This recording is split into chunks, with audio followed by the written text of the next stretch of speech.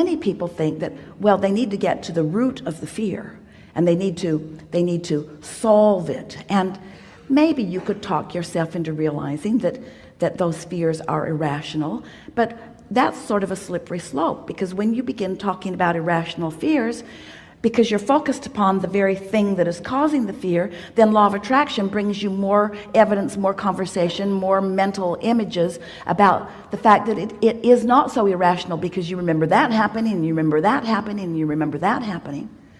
So perhaps this will be helpful to you. Every subject is two subjects. It's like picking up a stick, that on one end of the stick is what is wanted, and on the other end of the stick is the absence of what is wanted. And so when you think about the success that you want, so you pick up this stick called success, depending upon what you've got going on vibrationally, you could activate one end of the stick or the other. You almost have to focus yourself. We started to say isolate yourself, but we don't like that word or even that image. Focus yourself so predominantly on the things that are working that they just crowd out any images of the things that aren't working, just for lack of airtime, because you are the broadcaster of your vibration. And if you're broadcasting about things that you appreciate, you cannot in that same moment be broadcasting about things that you're worried about. So it really is about you tipping the balance of the scale by being clear about what you want to think about. We've been introducing into this conversation of creation recently the subject of unconditional alignment. You all hear the phrase unconditional love, but hardly anybody even has a clue what it means. Unconditional alignment, or unconditional love, or unconditional clarity, means just resting in the vibration of source, because you're not poking around in conditions that hinder it. So what we're getting at here, you all have learned, starting at early ages, to be conditional in the way you feel. If the market is doing really well, you feel more secure. If things are unstable, you feel less secure. In other words, almost everyone offers the majority of their vibrational output. You have a sort of a handle on what we mean by that, what you're emitting because of what you're thinking. Almost everyone offers the vibrational output that they are offering based upon what they are observing. And the thing that is so crazy about that is that what you're observing doesn't mean diddly squat, because it's old news.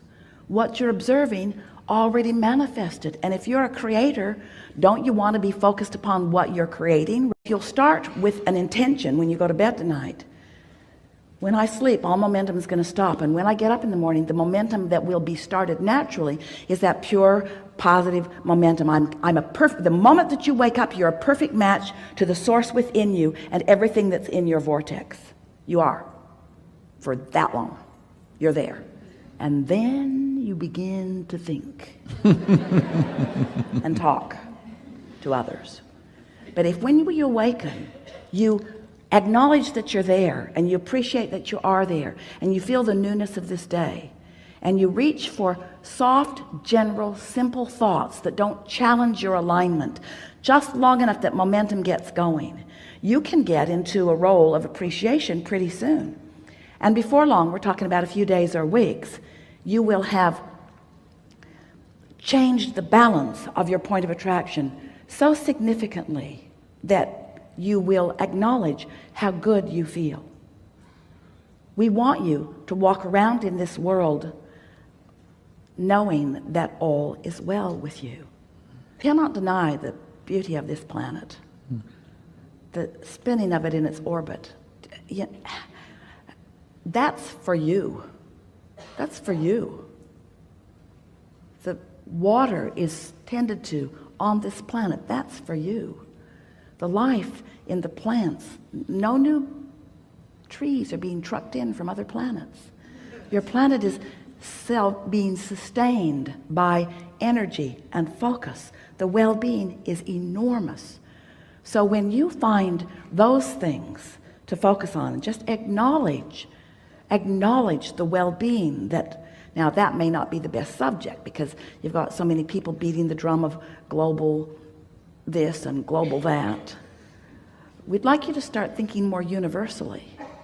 We'd like you to accept the perfection of this universe, the perfection of creation.